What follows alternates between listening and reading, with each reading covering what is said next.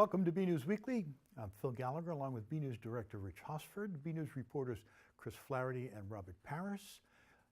Weather with Peter Brown, Community Calendar with Manny Shipka, Sports with Matt DiMarzio, and Senior Report with Marge McDonald. We have a full house. Obviously, I couldn't remember everybody.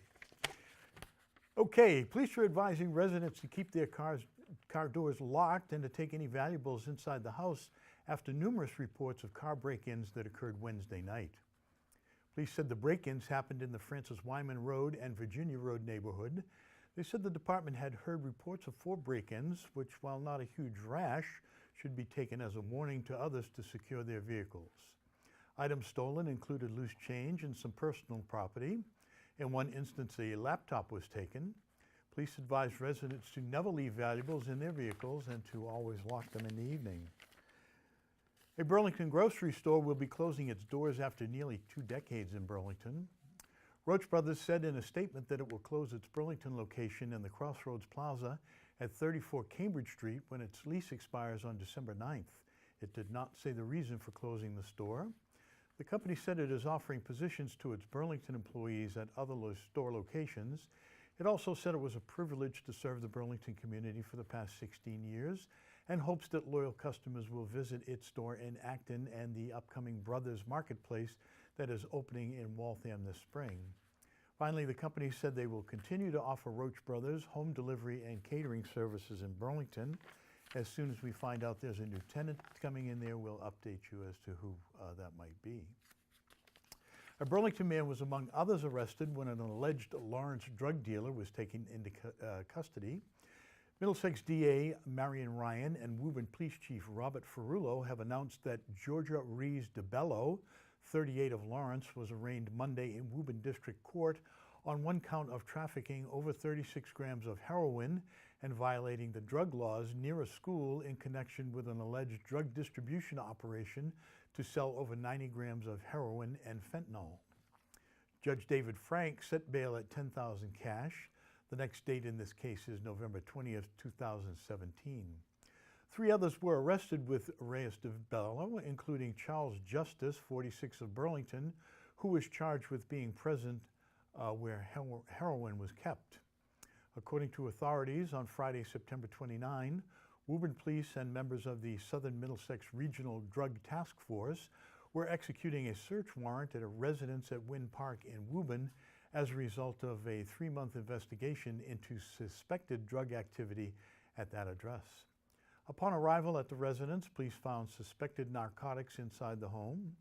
This is an open and ongoing investigation being conducted by the Middlesex District Attorney's Office, Woburn Police, and the Southern Middlesex Regional Drug Task Force.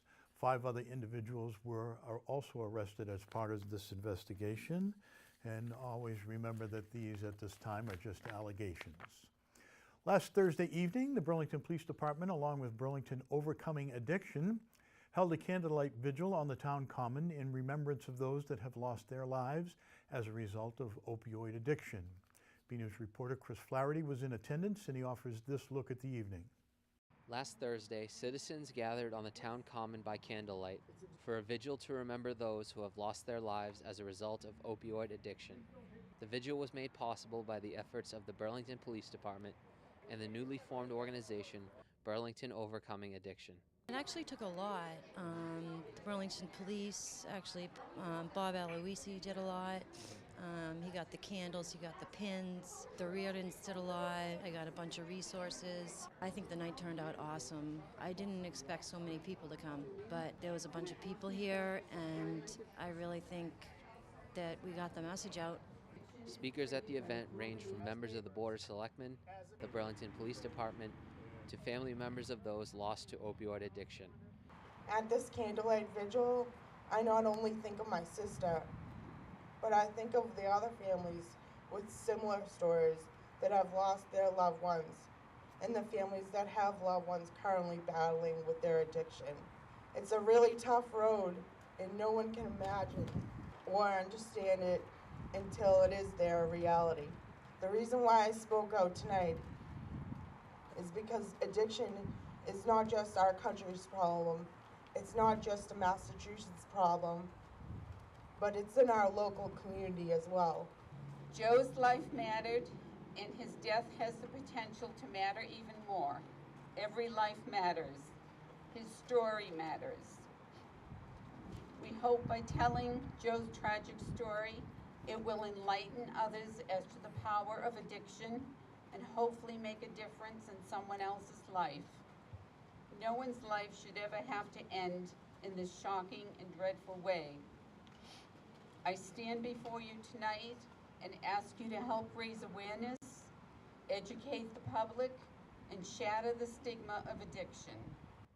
It is through evenings like this people can come to understand how opioid abuse can affect anyone and their family and friends. You never know if you're going to get addicted. You could be an athlete and break a bone, and doctor will prescribe you medication and become addicted to that medication, and they never know if they can, if they will. I never knew that I would get addicted, but I did, and now I'm sober. But yeah, it just can happen to anybody.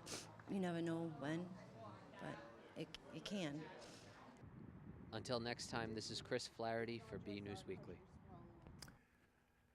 Make yourself aware of the signs of addiction and aggressively address it if you have a family member or a friend, particularly if you're aware of heroin involved. You want to make sure that you're in touch for a Narcan prescription. The Burlington Department of Public Works and the Parks and Recreation Facilities are working towards obtaining a new home. On Monday night, the Board of Selectmen chose a direction for a project to build a new central hub for the two departments' facilities by choosing a location. DPW Director John Sanchez said for the past 10 years or so, there's been a thorough search throughout the town for appropriate locations. They looked at multiple parcels and even considered purchasing homes with land that could be used for Public Works garage. 3 years ago, they narrowed it down to two possibilities. The first was the Grant Avenue location near the town center, the site of the town salt shed. However, in order to make that work, the town would need to purchase private property around the parcel it already owns. It would also need extensive permitting from the state to build a garage at that location. The other plan was to use two sites on Meadow Road. One is the current highway garage, and the other is the former Clark and Reed site that the town purchased a few years ago. Though the sites are separate, this plan would be easier to get off the ground. They are not contiguous, but they're close to one another. On Monday night, the Board of Selectmen voted 5-0 to support the Meadow Road project. John Sanchez said he was happy to have a decision made and the path towards a completed project undertaken. Sanchez said the need for such a facility is evident. Currently, the Water and Sewer Department meet in an abandoned well house that does not have any bathroom facilities. Also, at this time, all of the town's equipment is spread out in various storage spots throughout the town. This makes it difficult to gather it together when a job arises, and having it in one place will remedy that situation. Are you looking to complete your Halloween decoration with a jack-o'-lantern? Maybe make a pumpkin pie? St. Mark's Episcopal Church is holding its annual pumpkin patch with proceeds going to help people helping people and the Burlington Food Pantry. BNews reporter Robert Paris went to check it out, and he files this report. A local pumpkin patch has returned for the season. This week, the pumpkin patch at the St. Mark's Church that benefits people helping people in Burlington has received its batch for another year of autumn fun. It came about because other organizations had let our parishioners know about, a way that they were funding different organizations, and we felt that the, Burlington Food Pantry would be, something that would obviously be very beneficial, from this kind of a fundraiser. There is a variety of would-be jack-o'-lanterns at the patch, and a large amount of them. Each year it varies, but this year we have 971 regular size pumpkins, plus we have the smaller, what they call mini pumpkins, weebies, along with various gourds that probably amount to, another 50 to 100 pumpkins. It's been a long journey for the pumpkins, as they had to travel over 2,000 miles to get here. The pumpkins are from New Mexico, from a Navajo reservation, and they're trucked from an independent trucker. Basically takes the pumpkins, and not just to our facility, but other organizations. With all the pumpkins that were given to Burlington, what happens after the season ends? Well, after the pumpkins, the season ends, which is October 31, we provide the pantry with, I don't know, a number of pumpkins, different shapes and sizes for anybody that wants to take them.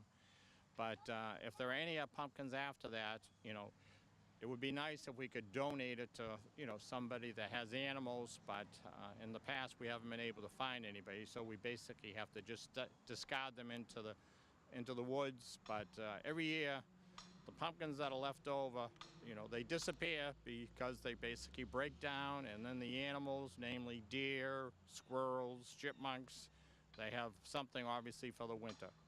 St. Mark's and People Helping People have worked together each year to help make the pumpkin patch possible. So St. Mark's Episcopal Church organizes the pumpkin patch, but the proceeds are donated 100% to People Helping People, and the food pantry, being part of People Helping People, will then benefit from some of that money. The pumpkin patch will be open October 1st through the 31st.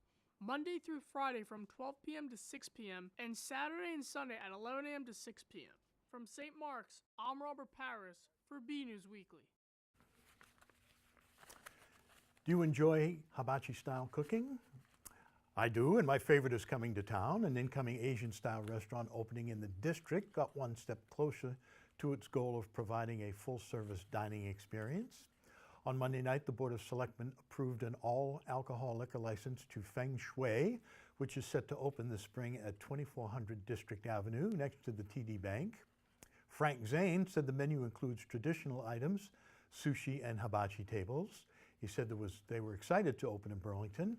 Here he is at the Board of Selectmen meeting. Good evening, everyone. We are very excited about this location. We think we are quite unique to this place, as we are not a national-wide scale box cars. They are quite similar to each other, each location. We are more local, and we understand the taste preference of this local market. We are pretty much focused on this northeastern of Boston. And we are looking forward to serve this location for quite a while, and this is a great opportunity for us. Establishment will be the restaurant's 5th location. Once the board members confirmed that the owner and general manager knew of Burlington's rules of not serving more than 2 drinks to any customer without them ordering food, they voted in favor of granting the license. They also voted unanimously to make Charlie Chen the new manager of record for the restaurants. In an attempt to better learn about issues facing local businesses, a group of elected officials and their aides joined the Burlington Area Chamber of Commerce for a tour of some Burlington companies last week. BNews Director Rich Hosford was along for the tour and has this report. Recently, a group of elected officials teamed up with the Burlington Area Chamber of Commerce to take a tour of some Burlington businesses to see what they might do at the legislative level to help them grow and prosper. The group started where else for coffee at True North, before moving to the 3D printing company Desktop Metal, followed by a visit to professional employer organization Genesis HR Solutions, and finally ending with lunch at Tuscan Kitchen. I tagged along with the group to find out what they were interested in learning from the local businesses. Well, as a member of the Joint Committee on Small Business and Community Development, I wanted to bring together some of our business leaders so that they could speak to our committee and talk about some of the challenges they have, some of the reasons why they're here, the benefits of being here in Burlington, but also how we could help. So I wanted to engage in a dialogue with these businesses, and it's a start because we can continue this dialogue with other businesses, but it's important to work together.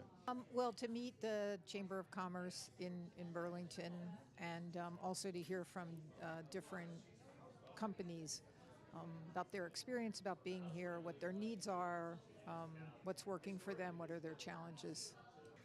The Chamber's role was to partner with our local state rep and senator to bring the Committee on Small Business and Community Development out to the area to get to see the two faces of Burlington, the residential portion of it with the mom and pops in the downtown area, and the larger companies that are over the side, and how they relate together, and some of the challenges that we're having in keeping a trained workforce coming to the area.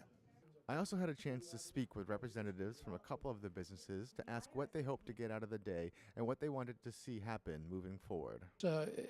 It's always going to happen that there are going to be bills and or referendums that come up that are going to affect the small business community. We want to weigh in on all of that because we want to make sure that we're aware and our clients are aware of the changes that go on.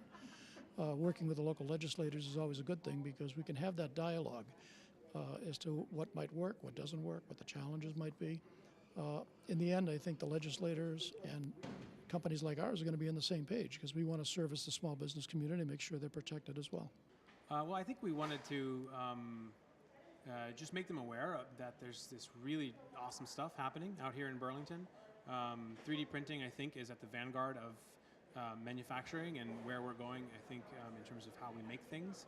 And Desktop Metal is at the front of 3D printing and where that's going. And we're out here in Burlington. And I think sort of just raising awareness, what we're doing, making folks aware is what our goal was.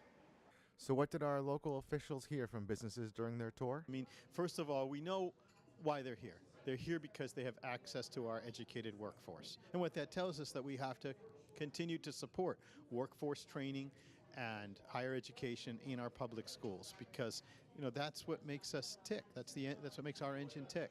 But then we also heard their challenges, and their challenges are transportation, and we have to manage our growth.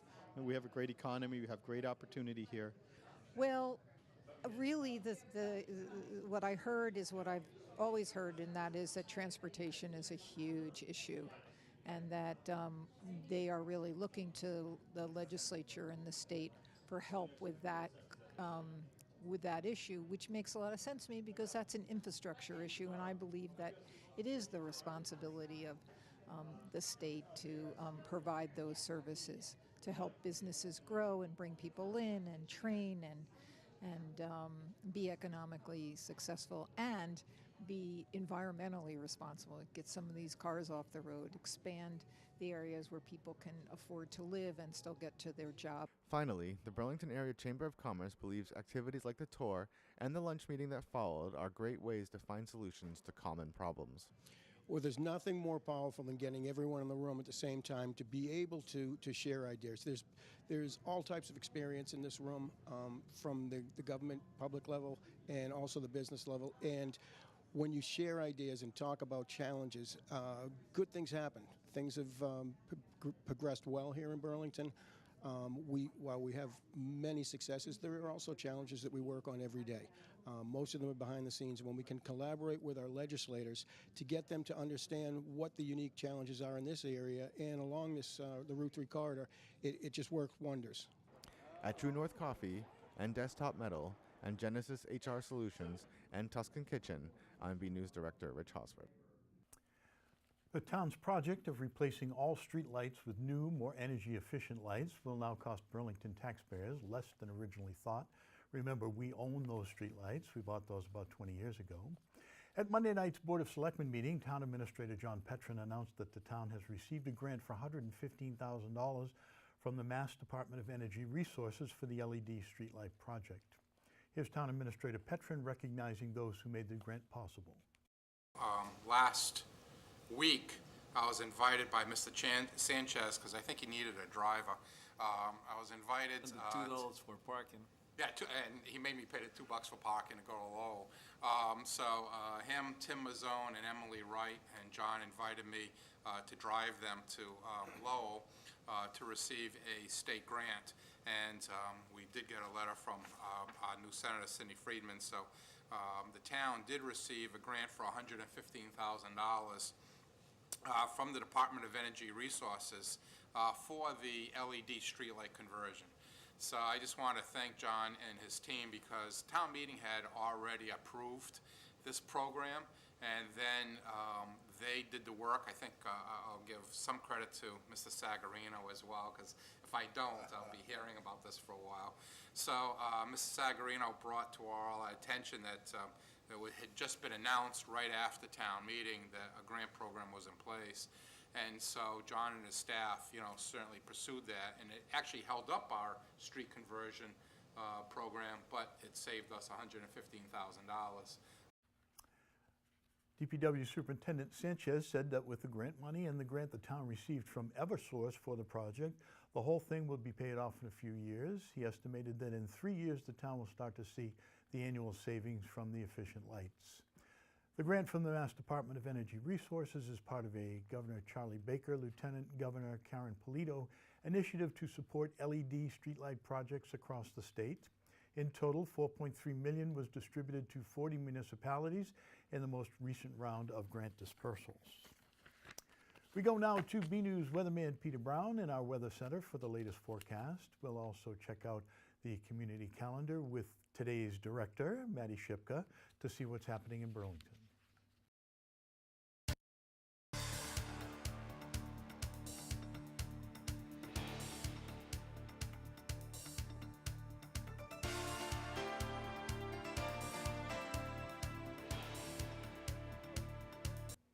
Well, hello everyone, and this is Peter Brown with a look at your weather for the next 7 days.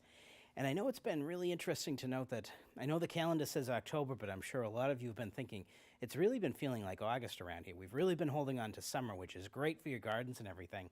As we start out our period on Friday, we're going to see, look at this again, no surprise, temperatures above average, temperatures hovering around 70. We may actually see the temperatures nudge up a bit into the mid-70s, so that warm summer air is still going to be with us, that's for sure, even as we're getting into the end of the first week of October. Temperatures at night staying well above average, so if you're going to be out around town in Burlington or out going anywhere in the city or down to, say, New York or anywhere like that, you're going to have beautiful weather, that's for sure, I've got to say, in terms of temperatures. We're actually not going to be too far away, actually, from our record highs, and you're going to see that, actually, when we get into the weekend. We actually might not be far from the 80s, that's for sure. I know that you can't believe it. It's been so warm. It really feels like, you know, it's going to feel like July almost when we get to the middle of the weekend. The only thing that really reminds us that we're actually in October and into the fall is how short the days have been getting. Right now, if you're driving home and leaving the office around 5:30 at night, those shadows are getting pretty long. So other than that, there's really nothing else telling us that it's fall, that's for sure. As we move ahead, I'm going to show you a little bit about what's going to be going on with our weather for the next 7 days. Now, this is a little bit different than what we've been seeing the past month or so. We have a lot going on this weather map. And here in the Burlington area, starting out our weekend going into Saturday, we're going to see a front that's going to kind of be stalling to our north up around the Canadian border. And what that's going to mean is we're going to see some actually cloudier skies coming into the Burlington area. Maybe some showers coming in, nothing really heavy in terms of precipitation on Saturday or Sunday. But at the same time, you're noticing this low pressure center that I have out here over towards the Midwest. And this might be whatever's left of the tropical depression that's right now in the Gulf of Mexico that looks like it's going to be heading for the Gulf Coast again. The remains of this are most likely going to be making their way up into the Burlington area when we get on towards the very, very end of Sunday going into Monday and Tuesday of next week. So we're going to see some very warm kind of temperatures, but we're also going to see quite a bit of rain maybe coming as we get into the beginning of next week. However, after that all passes us by, we're going to see this Canadian cold front coming down here, and that's going to hopefully push all of this rain out to sea and bring us maybe back to some more seasonable temps. But we're going to be hearkening back to our summer. We're going to take a look at what was been going on with what we saw in terms of temperature and precipitation this past summer. Now, according to the National Oceanic and Atmospheric Administration, most of the eastern part of the U.S. saw above average rain. And of course, if you were down in the Texas area with Hurricane Harvey, we can definitely say it was wetter than normal down there. But even up in our area, this was great news in helping with our gardens and refilling our reservoirs and everything after last year. So we saw actually a little bit wetter than average summer. As we go ahead and we show you what the temperature profile looked like for this past summer, it was about average here in the Burlington area and the rest of southern New England. Actually, look at this big area of much below average temperatures, and this was due to a lot of the hurricanes that we had around this past year. Now, of course, no surprise out west if you were out there this summer at all. It was a very warm summer, nothing to be surprised about. But all in all, we had a fairly average and very pleasant summer, that's for sure. As we go ahead, I'm going to show you what is going to be happening for the next 7 days here around the Burlington area. As you can see, really starting out from Friday and going all the way into Tuesday, we have that chance of rain introduced almost every day. Temperatures, again, are going to be fairly mild. In fact, on Sunday, that high of 77, we might actually be looking at maybe some clearing skies coming up as we get to Sunday afternoon as a warm front pushes through. And that could briefly push our temperatures up into the mid-80s on Sunday afternoon with a very sticky feel. So really feeling more like the 4th of July than going into Columbus Day weekend, that's for sure. And as we get into Monday, you notice here that we don't have many chances of sun on Monday. The remains of that tropical depression down the Gulf of Mexico might be making their way up to us. It might give us a fairly good douse of rain, but will also help to refill our reservoirs before we start going into the drier seasons in the wintertime. But look at this, as we get towards the end of the week, Wednesday and Thursday, you'll see temperatures cooling down to back to normal temperatures. And in fact, by the time we get to next Thursday, we might actually see temperatures that are a little bit cooler than average, maybe not getting out of the upper 50s to around 60, and getting very chilly at night when we get towards the end of the week. But all in all, folks, get out there, enjoy this rest of summer that we have here in October, and have a great week.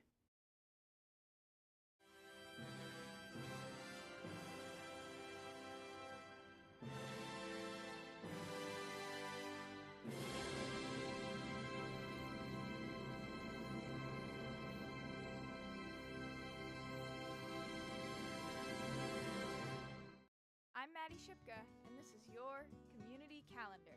Remember, safety first. On Saturday, October 14th, from 10 a.m. to 1 p.m., the Burlington Fire Department will be having a Family Fire Safety Day at the Burlington Fire Department. The Safety Day will teach families about fire safety and prevention practices. There will also be free pizza and activities for the kids. Everyone is welcome. The event is free. For more information about the Burlington Fire Department's open house, call Todd Visciello or Mike Bennett at 781-270-1925. Are you ready for a fun-filled day eating food from a truck? On Saturday, October 14th, from 11 a.m. to 3 p.m., the Burlington Parks and Recreation Department will be having Trucktober as part of their 50th anniversary throughout the year. Come join the fun, as the Rec has invited a variety of local food trucks for you to try. There will also be live music and a cornhole tournament as well. Everyone is welcome. The event is also free. The event will be on the town common. For more information and if you would like to register for the cornhole tournament, then call 781-270-1695. It's time for parents to go back to school. On Saturday, October 21st, from 8 a.m. to 12:45 p.m., the Burlington Public Schools will be hosting their second annual Parent University. Parents of students grades pre-K through 12 will have the opportunity at this event to attend workshops and interact with education and health professionals regarding a variety of topics related to your child's learning and development. The keynote speaker will be John Madelman, who will be sharing his Secret Life for Teens presentation. Everyone is welcome. The event is also free. For more information and to register for this event, visit bpsparentuniversity.wordpress.com. I'm Maddie Shipka, and this has been your Community Calendar.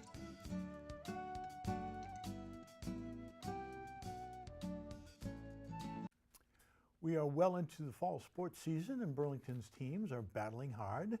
We go now to BNEWS sports reporter Matt DiMarzio for the latest in Red Devil action with this week's sports report.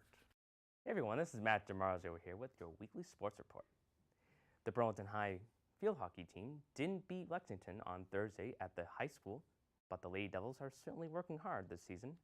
Burlington gave the 8-2 Lexington team all it could handle before falling by a 1-0 score. Burlington might not qualify for the state tournament this fall, but the girls are certainly making a case for being a contender in the very near future. Speaking of contenders in the future, their football team keeps making strides.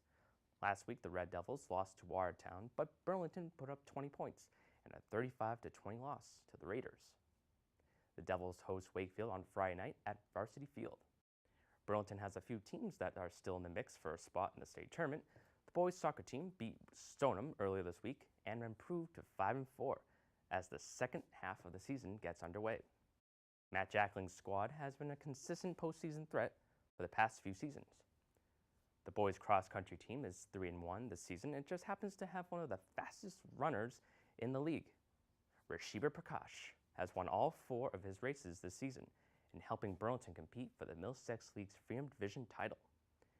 The girls' team is still looking for its first win, but has plenty of optimism for the future with several juniors and freshmen on the team. And finally, the volleyball team is following up last year's tremendous season with another solid campaign. After their first 6 matches, the Red Devils were 4-2. Want to see the girls play? October 13th would be a great time to come out and support them. That's the night the Lady Devils will host the annual Dig Pink game to benefit the Side Out Foundation. The action starts around 4:30 and lasts until about 7 o'clock. There'll be raffles and prizes available as the girls raise money for a good cause. And that's all for now. I'm Matt DiMarzio. Back to you guys in the studio. One place where there is always a lot happening is the Burlington Senior Center. We go now to Council on Aging Director Marge McDonald for the latest senior news. Hello. On Tuesday, October 10th, from 9 to 11 a.m., the Council on Aging will be hosting its first 50-plus job seekers networking group. The second meeting will take place on October 24th, also from 9 to 11 a.m. This group, with a grant from the Massachusetts Council on Aging, supports and assists people 50 and over who are looking for a new job, career direction, or encore career. Meetings are open to anyone who resides in Massachusetts and is over 50. Participants are provided a regularly scheduled professional forum for networking with peers in a safe and comfortable environment conducive to developing new relationships and developing skills to help them in their career transition. The bi-weekly meetings are facilitated by certified career coach Debbie Buckley Hope and co-facilitated by Andrea Cross, COA outreach worker. On Sunday, September 24th, several of us from the COA walked in the Walk to End Alzheimer's. In order to support our efforts, we will be holding a bake sale on Monday, October 16th from 9 a.m. until 1 p.m. or until we run out. We need donations of baked goods and people to come buy those baked goods. Join us for a presentation at 1, the same day as the bake sale, Monday, October 16th, when Henry Quinlan, publisher and owner of Omni Publishing, with more than 40 years of experience in publishing, will present a guide on how to write your autobiography or memoir, and if you choose to, how to self-publish your book. He focuses on using online tools that are user-friendly and that will place your book on Amazon. He will present tips for writing gained through working with hundreds of authors. He believes that everyone has a story in them and it should be told, whether it is a novel, an autobiography, or a memoir of an event in their life. Never has it been so easy to be a published author, primarily because of the popularity of self-publishing using online tools. Mr. Quinn will also have information for those who want to finance their book using Kickstarter to market their book and make it available for sale in bookstores. Attendees will receive a handout containing all the points in his presentation. Medicare open enrollment begins October 15th and runs until December 7th. Make sure you make your appointment with a Shine counselor earlier rather than later if you think you might need to make some changes. Appointments fill up quickly. Just a note that the Council on Aging is partnering with Barnes & Nobles for a fun presentation on November 16th by author Olivia Hoblitzel that will include a book signing of her new book, Aging with Wisdom, Reflections, Stories, and Teachings, which comes out mid-November. Portions of all sales in the store that day will benefit the Council on Aging. We will have more information as the date gets closer. Thank you to everyone who has volunteered to be part of the Bridges program at Francis Wyman. If you meant to volunteer but forgot, or just didn't get to it, or life got in the way, we will have another session in January at Fox Hill on Wednesday mornings. That's all for now. I'm Marge McDonald, and I hope to see you at the Senior Center. Another week, another photo to highlight. You can walk in a dream while you are awake, just walk in the misty morning of a forest. So said Turkish writer Mehmet Murat İldan, according to our literary expert here at BCAT. And while this week's photo is of a park rather than a forest, though it is a wooded area, we feel that the quote is appropriate. The photo was sent in by Janet Hurley and shows Simons Park covered in a fog in a fall morning. Thanks for the photo, Janet. We'd like to see your photos. They could be of something you see around town, whether outside your own door, or photos of your family members and pets, whatever you think is interesting and would like to share. Email your photos to bcat@bcattv.org with the subject line Photo of the Week. And that's it from the news desk here at BNews Weekly. I'm Phil Gallagher, along with BNews Director Rich Hosford, BNews reporters Chris Flaherty and Robert Parrish, Peter Brown with the weather, Maddie Shipko with the community calendar, and Marge McDonald with the senior news, and also Matt DiMarzio with sports. Thank you for joining us.